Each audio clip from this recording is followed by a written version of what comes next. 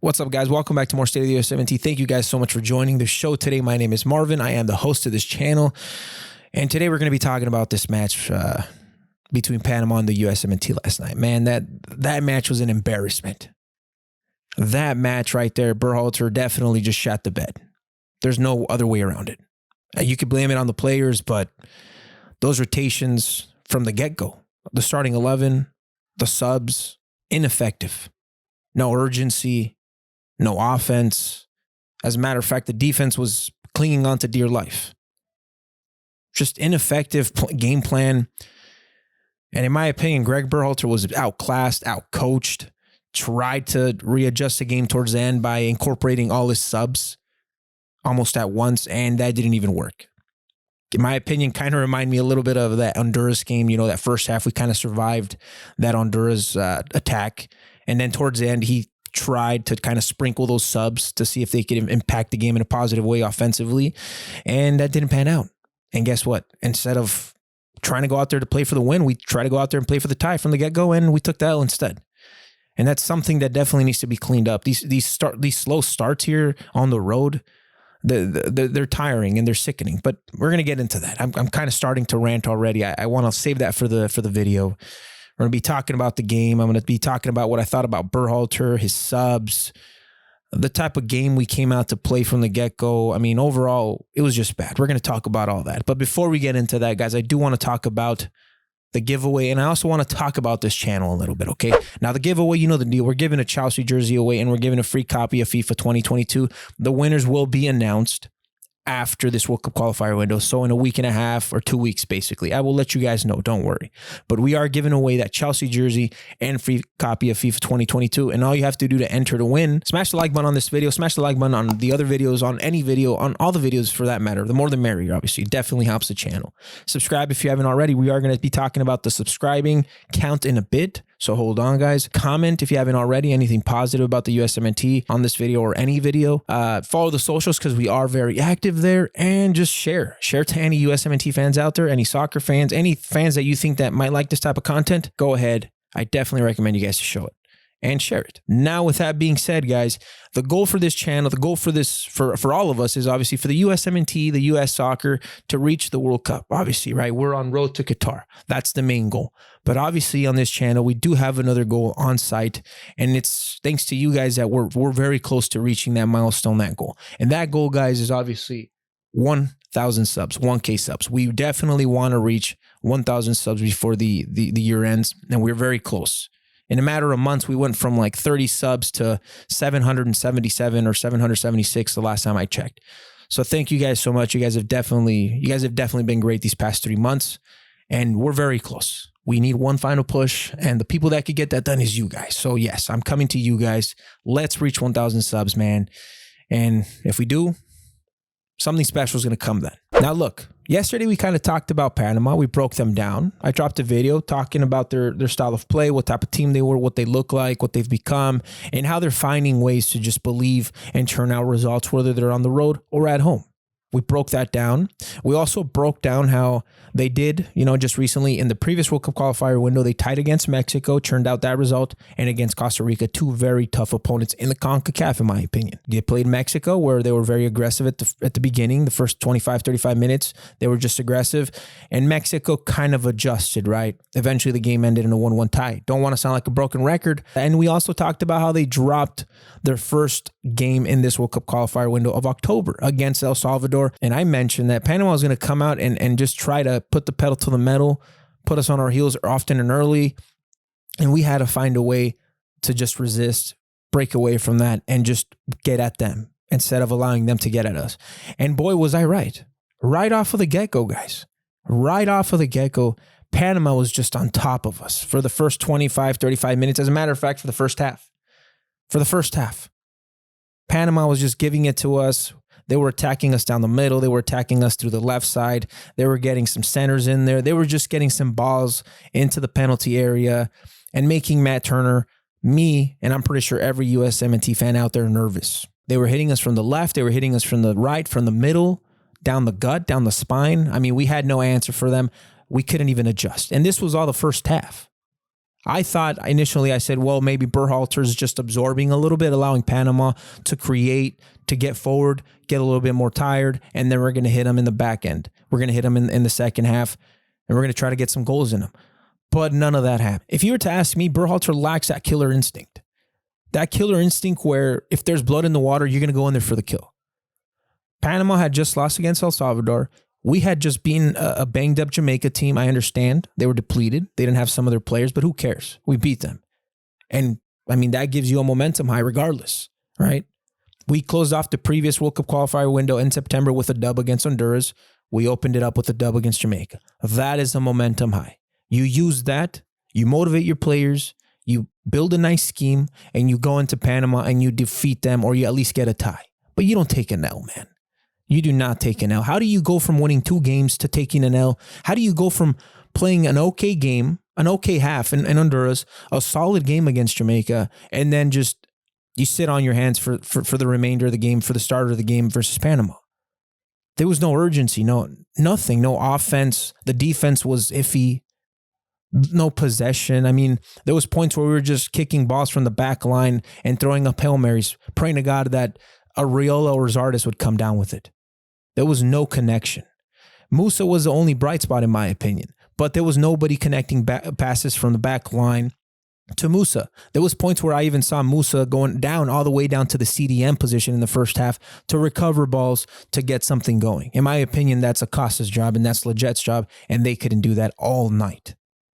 They couldn't do that at all. Look, man, I'm not even going to read my notes. I had some notes for this show, but I'm not even going to go off of that. I'm just going to go off of what I'm thinking, my thoughts, what I saw, and my opinion of the game, okay?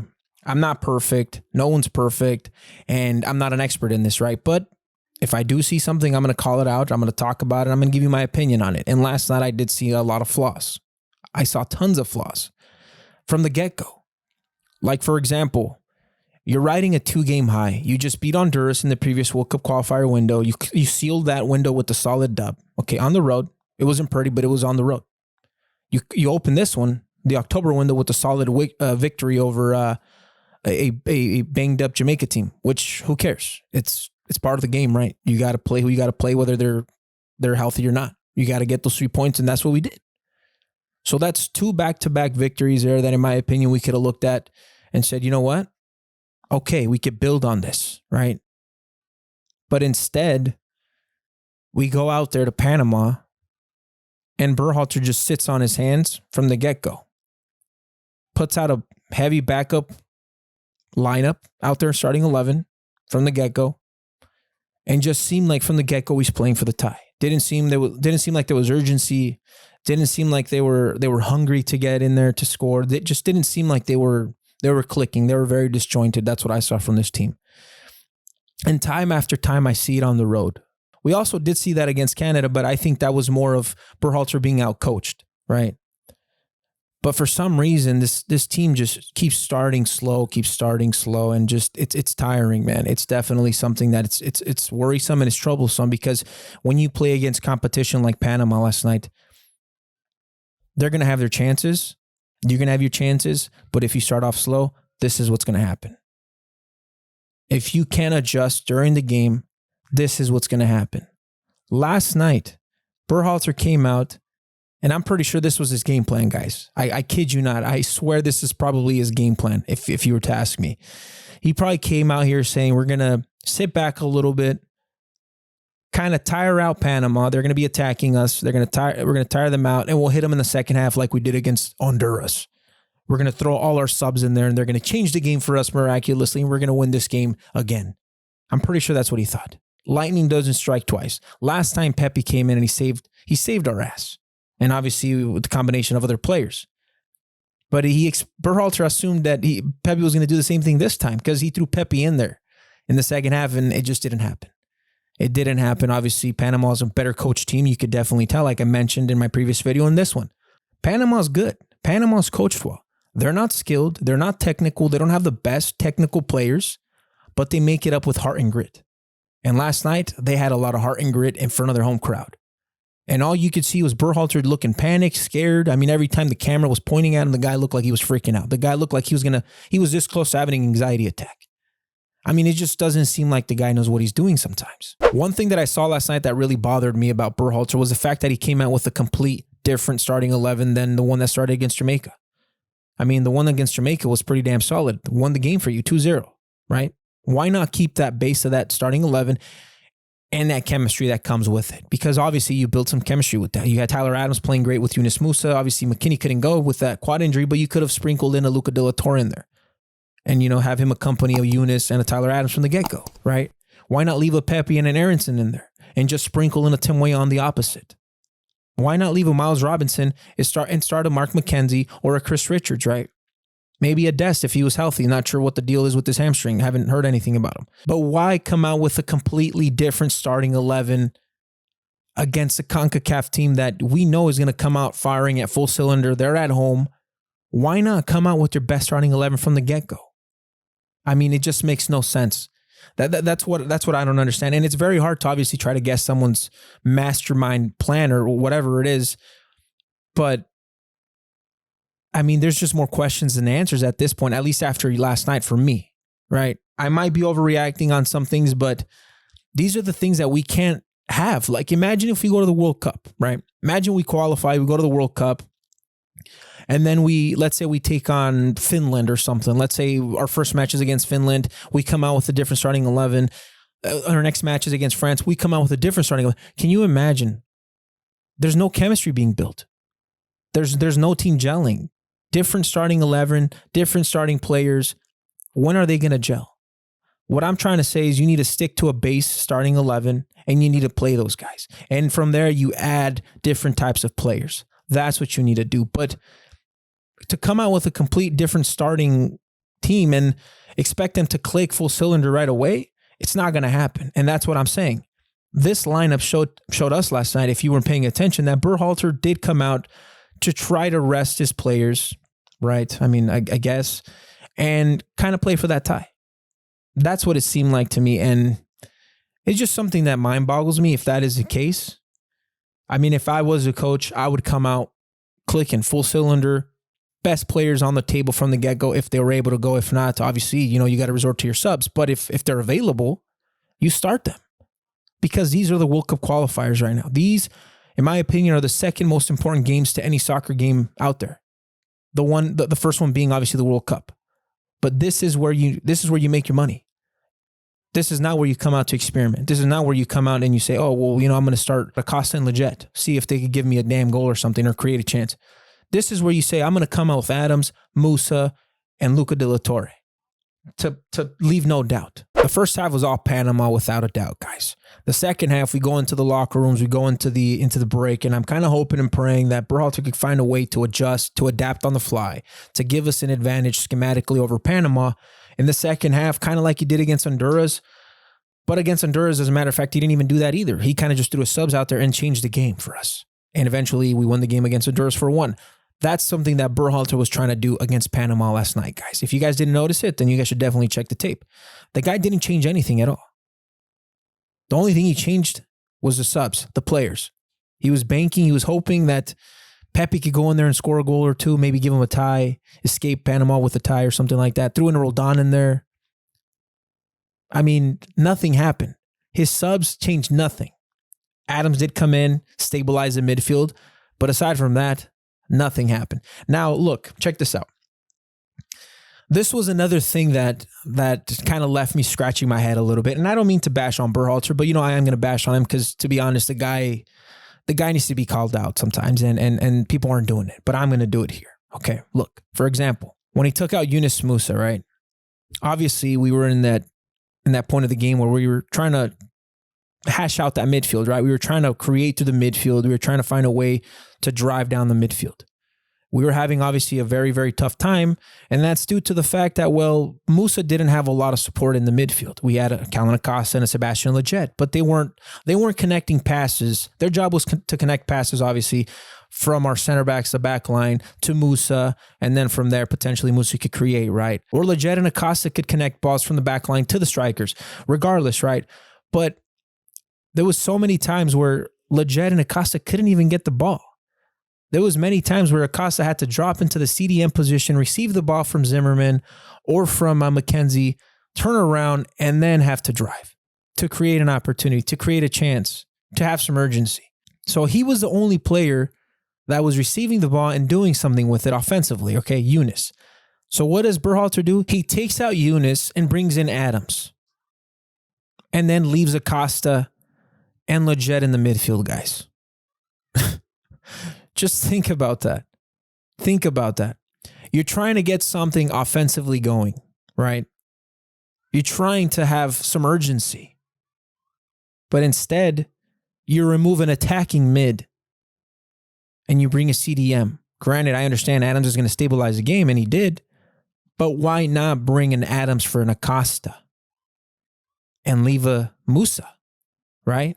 Then you have Musa and Adams in that midfield, right? And you know what? Even better, you remove Leggett and you bring a Luca De La Torre. Now you have Luca De La Torre, you have Adams, and you have Musa. Or you could even have brought in a Busio. But what does he do? He removes Eunice, like I mentioned, the only attacking midfielder, the only player in the midfield that was receiving the ball and driving and attacking the spine of Panama. He removes him and leaves Leggett and Acosta to be those players to create the opportunities. Just goes to show, guys. Goes to show how sometimes this guy is out of his goddamn mind. Sometimes just doesn't know what he's doing. Another thing is, why did Berhalter exhaust all 5 subs before the final whistle? What I'm trying to say is there was 20 or 25 minutes left, I believe, and Berhalter had already used all 5 subs. It makes no sense to me. You saw how tired Panama was. You saw how tired the U.S. was. Why not save 1 or 2 subs to impact the game positively for you later in the game? Maybe there's 5-10 minutes left. You bring in a forward. You bring in another winger, right? Why not do that? Why exhaust all your subs and then just, I mean, at the end, Walker Zimmerman, I think there was like 7 minutes left. Walker Zimmerman was playing striker, guys. The guy couldn't run anymore, couldn't run back and forth, so he was just staying at the striker position. Goes to show how exhausted these guys were. So why not save 1 or 2 subs for the later part of the game to give your team a spark or a second air? Instead, guess what? The guy comes in with no scheme, tries to bank on his subs to win the game for him. That's what happens. That's what happens. Berhalter was out-coached, was out-schemed, could not adapt, could not adjust, could not change anything on the fly if his life depended on it. And it showed last night, guys. Was out-coached by a coach that knows European-style soccer. Was out-coached by a coach that knows what he's doing. This is not the first time he was out-coached. He was out-coached versus Canada, too, against their head coach, Herdman, or something like that. Berhalter's not a good coach. If we've won any games, I'll be honest, it's probably because of our skill, the players we have. That's my opinion. And against Jamaica, yeah, we did win, and I'm thankful for that. That was a promising result. But that's expected. That's a result that we need to win for sure. We need to get that W. It's at home. It's against a depleted Jamaica team. You need to find a way to get those wins. And if you don't, then you should definitely be fired. But this goes to show that we are definitely, we are missing some things at the coach position. Whether that's him just not making adjustments, whether that's him just not coming in with the correct scheme, whether that's him not making adjustments on the fly. It's all visible. And last night was, I mean, it was all out there for everybody to see. Overall, there's no positives to this game. It's not like we could take something from this game and say, we did okay here. We could kind of build on that. I think overall it was just a flat performance. Berhalter was outcoached, outclassed, outdueled, could not adjust, is not capable enough of adjusting throughout the game. It's obvious, it's evident. We've seen it time after time. We saw it against El Salvador. We saw it against Canada.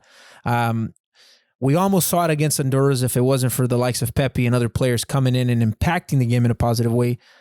Lightning in a bottle, ladies, but that probably won't happen anytime soon anymore. From now on, you gotta find a way to scheme. You gotta find a way to put a scheme together to give your team the advantage over the opponent. That's the way to do it. But overall, there was no positives in last night's game. That's all I gotta say, guys. That's all I gotta say. Very unfortunate. Very, very tough loss here. I thought, like I said, we could come in, we beat Jamaica, come into Panama, give it to Panama ASAP, and not allow them to dictate the tempo, but allow us to dictate the tempo and the time of possession of the ball and how we control the ball. But instead, we were just kind of playing catch up throughout the game, trying to hold Panama back, and basically that was the game. But let me know what your guys' thoughts are, man. I really want to know what you guys' thoughts are on this game. Obviously, I'm pretty sure you guys are upset. I mean, we weren't expecting this type of result, but hey, it's Berhalter, and we got to expect one of these results here and there. So, yeah, just let me know what you guys' thoughts are. Aside from that, very, very, very tough loss, and let's look forward to the future. Let's be a little positive, and let's look forward to Costa Rica. I will be dropping my video soon, previewing that matchup, and I'll give you my thoughts about that then. But aside from that, guys, yeah, there's nothing positive to take from this game. I mean, I just wanted to kind of rant, talk about my negatives, the negatives that I saw, that I witnessed, and kind of see if you guys agree with me or not. But aside from that, smash the like button, share, subscribe if you haven't already, guys. Remember, road to Qatar, but road to 1,000 as well. And thank you guys so much for joining us and watching the show. See you guys next time.